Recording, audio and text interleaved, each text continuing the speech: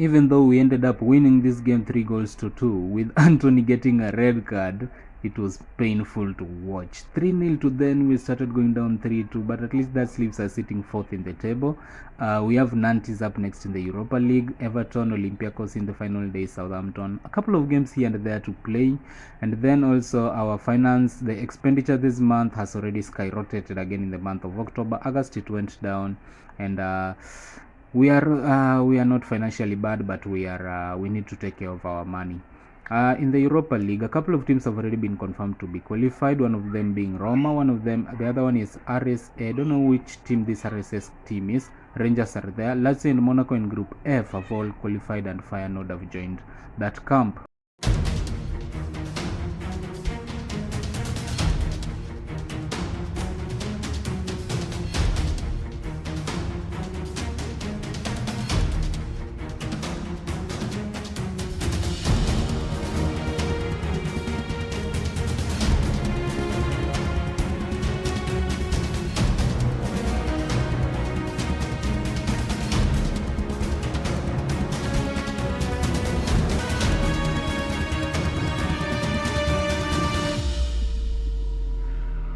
And it's also just about time we started our first game of the episode. We don't like wasting much time in those under the tabs, so definitely you guys know that about me.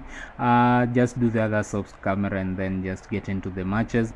This next match sees us host Nantes in the Europa League. The first leg, I think we beat them by 2-0 away, if I think I remember a little bit well, and my memory is a bit vague. So this one should be a reliable match. It should be quite easy, not too much. And that's the lineup. Just a whole rotated squad. Only Rodriguez Rodriguez and Martinez and Magdegea are the starters who are on the squad on the field currently. Nantes have provided their squad, I think, also rotated form, because I'm seeing Sissoko is outside, maybe, or unless he was unfit and the squad is just okay. I don't know much about this French club, the way they look, the way they're built, but if they manage to beat us here today, they will have a very good high chance of qualifying together with us, because I believe I'm going to qualify in the end anyway. But they will have a high chance of Olympiacos, so we should not let it down. Let's seal our qualification in this match against Nantes, but we may dent their chances of qualifying in the end though. And here's the first chance with Anthony. It's just a short water rifled past the arms of Lafont. Lafont tried to save it, but it was a rifle. It was a very good shot from Anthony. And Anthony is trying to prove to me that he deserves a starting position in the Premier League, because I've been using Sancho a lot in that when it comes to the Premier League, and then Anthony comes in the Europa, like rotating the squad. But if Anthony is doing this, then just like Martial, he's proving himself, and he's proving that he's worth the 95 million that I found Ten Hag had bought him for, while taking over Manchester United as a club. And that's a nice pass from Sabitzer to Elanga. Elanga lobbing the ball over to Wout Weghorst, goes around the keeper and just passes it into the net. His 5th goal of the season, and all of those goals are in the Europa. Remember, Weghorst is the second leading top scorer in the Europa League. I don't know about giving him more game time in the Premier League over Anthony Martial, but our two center forwards are receiving balls just the way you would expect them to, and they are converting, and I love that. I love to have two players who are leading the line and seriously converting chances. So very soon, I guess it will be a fight for who becomes my starting number 9, I guess, if we are continuing to perform this good. And Van de Beek find Wout Weghorst against them, and Wout Weghorst with his 2nd goal of the match makes it Manchester United 3, Nantes 0. But it is under scrutiny from the VAR. I think there is no offside in that one. Good. The goal is awarded. There is no offside. Wan-Bissaka with an assist. Nice drive, by the way. Oh, it was Van de Beek's assist. Nice drive to find Donny Van de Beek, who then gives it to Wout Weghorst, and that is nice. That's good to give us the lead. Manchester United 3, Nantes nil, and we have surely gone through. Oh, it was close. It was close, by the way. It was not. It was really close. It was really close. Half time, let's give them a little bit of encouragement and send them out again. Okay, so what do I tell these guys? I think we need to show everyone that there isn't praise justified. Put on a reach shot. They are wonderful. Vegas seems confused and demotivated. Yeah, and his mood is not improved. Let's go to the second half. Now I feel like I don't care. Nantes have a corner, maybe a chance for them to pull one back, because I don't know if we will be able to keep a clean sheet. And that, oh, it was wide. I thought it was inside the net. I know we thought the same. That one was definitely inside the net for us, both all of us who are watching. De Gea, Martinez, nicely building. Just look at our formation. We are opening them up. Look at how disciplined these guys are. Guido Rodriguez looking for Anthony. Anthony's I think dude has done that in 2 Europa League matches in a row.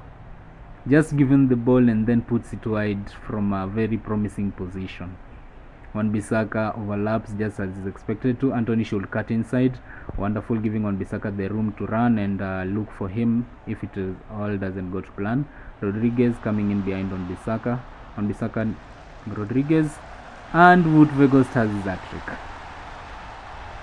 I was trying to scrutinize the tactics that we are using and see whether there is discipline in whatever I am putting into it, or it's just all rumors and they're playing because they are united, they're winning. But I've seen that they have the discipline and we have an 4-goal advantage. Surely this group stage is done. Now it's all about keeping a clean sheet because we need one. Vegas to the hat-trick. I think that takes him to the top of the scoring charts in the Europa League above Immobile. If I'm not wrong, it does. It was also another close call, and this time round not an offside again. The VR has come into play twice inside this game, and both times it was a wrong call. They have a chance to pull one back in the 89th minute, maybe a consolation. Will they get it? Don't know about that. Sissoko, who was brought on. Simon, that's a calm finish. Moses Simon's finish, that's a really calm finish to make it 4-1. And it is 90 plus 2. The game is over. We know they know the game is over, but it's good that they pulled one back, showcasing that they are facing United for a reason. They are a good club and they can score goals. That's a nice finish from Moses Simon, who is also on a yellow card. And that should be that for this game. Manchester United 4, Nantes 1, and we have sealed our qualification into the Europa League knockout phase. Diogo Dalot close to signing for Benfica. He has agreed a deal to join Benfica. Oh, okay. He's happy to be leaving Manchester United. His transfer can now be completed. Portals are also 2.2% of the transfer from a solidarity contribution as completion of the deal. So the board have agreed 17 million will be added to the Nini from the 22 million that we're selling him for. It's nice. Diogo Dalot is gone. Finally, he wanted it. Manchester United enjoying life with Kelly. You love to see that as a coach. Wow, those guys love me. And PSG are still pressing for Bruno Fernandes. They want him a lot.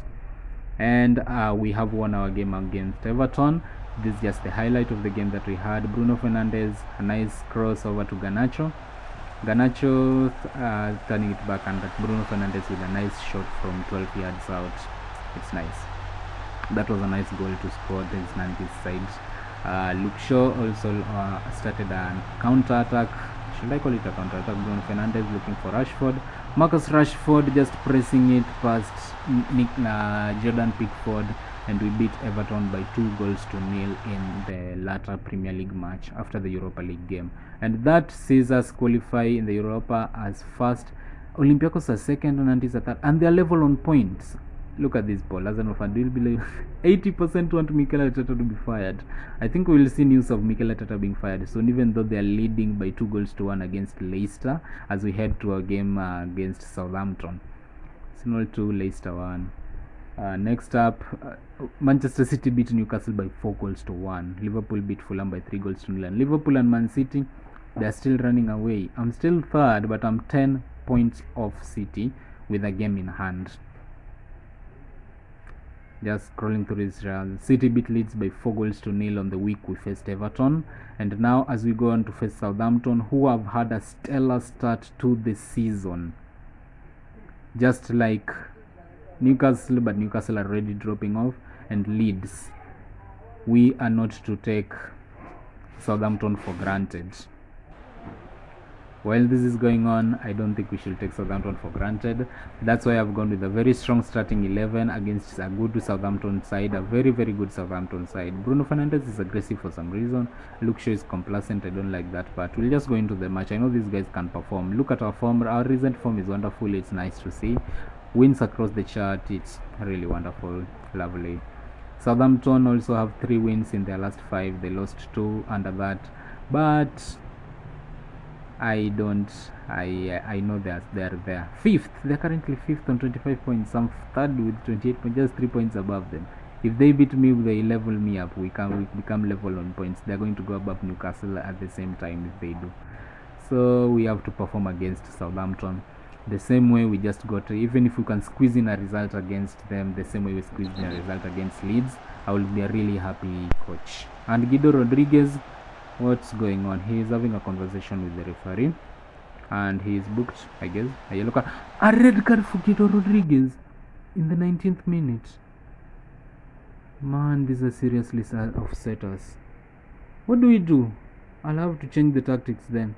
What was the red card for, man? What did Guido Rodriguez do? Okay, I've switched the tactic to tiki-taka, a 4-2-2-1. Going wide, and the mentality, I'll just leave it at positive and hopefully we can perform. Oh, I'm seeing chances. Anthony gives back to Bruno Fernandes, and against all odds with our red card, we open the scoring against Southampton 3 minutes later after receiving the red card. I think the change in tactics and the just taking them to a tiki-taka formation. Now no gegenpressing, because I believe if we gegenpress we might be caught offside with one less man, and that's a calm and composed finish from Bruno, by the way. Nice pass from Anthony. If we play gegenpressing with a man down, I think we will be caught out a lot. So just keep picking the ball and looking for spaces will give us the chance. It's like playing possession, but playing position while looking to move forward. And oh, here they come again. James Ward-Prowse, well cleared by Maguire, and it bounces off the back of Luke Shaw's head, and Shea Adams converts. 1-1. Second half drama. 1-1. Southampton will come back into this. We are a man down, so somehow we are playing with luck. We are still keeping this with luck. The way we have managed to keep it at 0-0 up to the 1-0 up to the 50th minute is wonderful, but Southampton, they had to respond, they had to react, and they have reacted. So it's up to me to see what to do. Switch a little bit of instructions, and then Bruno's delivery, Harry Maguire straight into the hands of Bazunu. Is there a response? The Guido Rodriguez red card has definitely affected us. And I'm not happy. Bruno, Casemiro, is there anything? Anthony, nice pass to Anthony Martial. Martial must convert, and he converts 2-1. 60th minute, Manchester United 2, Southampton 1. Oh my god, have I just realized how to play with this squad, how to play with 10 men. Because I remember a game against Bournemouth, we went down to 10, but we were leading 3-0 in that case, in that situation. And Bournemouth pulled 2 goals back, but we just managed to keep the win and win it 3-2. But here, we got a red card while we were at 0-0. And Anthony's pass to Martial, it was just a fraction onside. And I'm so happy that we are leading by 2-1 at this point. 2 minutes to go. If we can, let's seal this game. Let's not throw this game away. 2 minutes of normal time to go, and I'm not happy about this highlight. The longer the highlight, the more likely there is a goal, and I hope it is a goal for us and not for them. That's a nice pass to Malaysia. What can Malaysia do from this position? Malaysia, Fred, looking for What? There's a penalty. There's a penalty. We have a penalty in the 80th minute, a chance to seal the game. I'm so happy. I'm so happy, lads. You guys have done me proud. Winning this game with a red card. Wow, penalty awarded. The VR has agreed. Winning this game with a one man down will be something really nice to watch. Something really, really nice. Bruno Fernandes steps to the spot. Almost saved by Bazunu, but we have the lead 3-1 in the 89th minute. We are winning with a red card. With a red card in the 90th minute when the game was 0-0. I will stress that to just show you the work I'm doing with this United team, what I am converting them into. And there is another highlight. I hope it's not a goal. Vincent Prowse. Nice delivery, and again it hit the post and then it just bounced out in front of Genepo. Is it Genepo? Kindly. And Southampton have won back 3-2. We are going very defensive. We can't throw away the 3 points. We have to go very defensive at this position. These 2 minutes are too many. These 2 minutes are too many. Genepo, and that's a finish. It's just it's lucky, and we should just say I'm unlucky. Come on, the clock should tick down. Referee blow the whistle. Time is up, man. Thank you.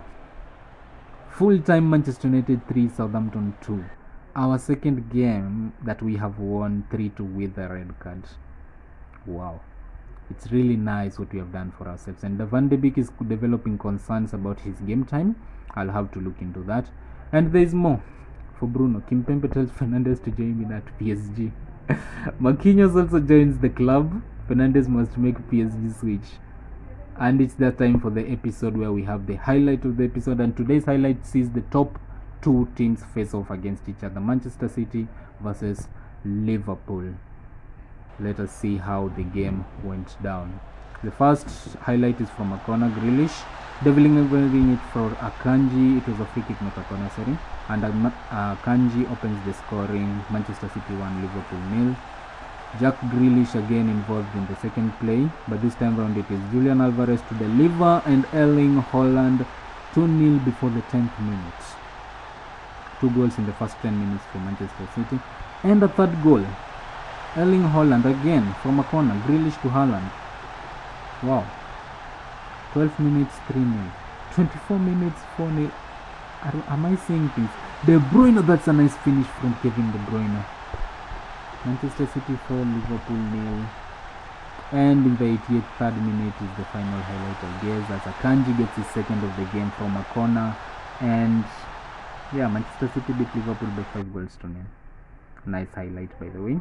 Our final game of the episode sees us face Crystal Palace at home. This one should not be a difficult one. We are going attacking because Crystal Palace are like a team we should beat, definitely. So it shouldn't be a hard task or a hard assignment for us. We have gone with a nice squad. Malaysia and Fred come into the lineup. Oh, it's a Carabao Cup. It's not a league game. Yeah, it's a Carabao game. It's our Carabao third round fixture against Crystal Palace.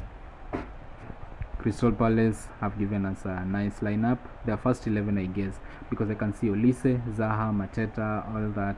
And we have just decided to go faint with our second 11 and see what we can do against Crystal Palace. I believe we can beat these guys very easily. Yeah, Crystal Palace, we should be beating them easily in this match.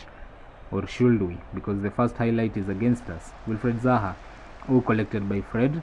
Van de Beek, looking for Elanga, who has some space to run into. With his space, what can Elanga do from this position? Anthony Elanga, with his second goal of the season, opens the scoring in the third round of the Carabao Cup. Manchester United 1, Crystal Palace 0.